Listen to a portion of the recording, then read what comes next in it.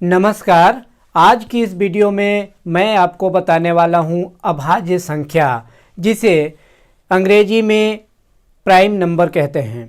अभाज्य संख्या किसे कहते हैं, अब अभाज्य संख्या को हम किस तरह पहचान सकते हैं, पूरी विस्तारित से आपको बताने वाला हूं। तो वीडियो को लास्ट तक देखिएगा और अगर आप चैनल पर नए हैं तो जल्दी से चैनल को सब्सक्राइब कर लीजिए और बेल नोटिफिकेशन को दबा दीजिए। वीडियो पसंद आए तो लाइक करना मत भूलिएगा। आइए शुरू करते हैं।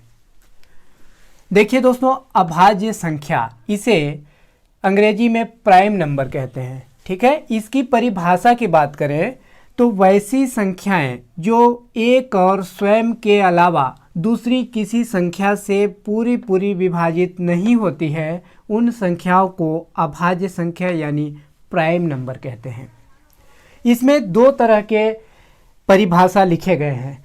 आप इसमें भी समझ सकते हैं, इसमें भी समझ सकते हैं। ठीक है, मैंने दोनों परिभाषाओं को लिखकर आपको एकदम आसान से समझाने का प्रयास किया है। देखिए, ऐसी संख्याएं जो एक और स्वयं के अलावा किसी भी दुनिया के कोई भी दूसरे नंबर से नहीं कटती हो, यानी जब हम भाग करेंगे तो एक और खुद के अलावा दुनिया का कोई भी नंबर उसे नहीं काट सकती, उसे हम अभाज्य संख्या कहते हैं। क्लियर? या फिर वैसी संख्याएं जिसके केवल दो ही गुणनखंड हो, उसे अभाज्य संख्या कहते हैं। और इसके विपरीत अगर देखा जाए तो ऐसी संख्याएं जिसके केवल और केवल दो ही गुणनखंड हो, यानी फैक्टर हो, सिर्फ दो गुणनखंड हो, दो के अलावा न तीन हो न चार हो, सिर्फ जिसके ऐसी संख्याएं जिसकी सिर्फ और सिर्फ दो गुणनखंड बनते हों, दो से न ज़्यादा न कम, वह क्या कहलाती हैं? अभाज्य संख्या यानी प्राइम नंबर कहलाती है। ठीक है, अभी मैं आपको एग्जाम्पल सहित बताऊंगा, आपको मैं डिवाइड करके भाग करके भी दिखाऊंगा, तो बिल्कुल लास्ट तक बने रहिएगा। देखिए, उदाहरण की बात करें तो सबसे छोटा और पहला प्राइम नंबर यानी अभाज्य संख्या 2 है, फिर 3, 5, 7, 11, 13, 17, 19, 23, 29, 31, 37, 47, 53, 59, 61, 67, 71, 73, 79, 83, 89 और 97।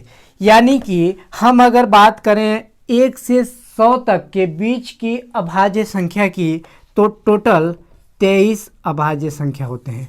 1 से 100 के बीच में टोटल 23 अभाज्य संख्या होते हैं। ठीक है, अब आइए हम इसको भाग करके देखते हैं कि क्या हमें दो गुणनखंड मिलते हैं या दो से ज़्यादा मिलते हैं। और ये जो कह रहा है एक और स्वयं के अलावा कोई तीसरी संख्या से नहीं कटती है, क्या यह सही है? आइए इसकी जांच करते हैं। सबसे पहला अभाज्य संख्या होता है 2। आइए हम 2 को ही करके देखते हैं। देखिए, इसका शर्त यह है कि एक से और स्वयं से, एक और स्वयं के अलावा किसी दूसरे नंबर से नहीं पूरी विभाजित नहीं होना चाहिए। तो पहला प्राइम नंबर 2 है, हम 2 से करके देखते हैं। 2 को 2 से काटते हैं, 2 एकम 2। ठीक है, एक स्वयं से कट गया। 1 से करके देखते हैं हम, 1 दूना 2, पूरी तरह से कट गया।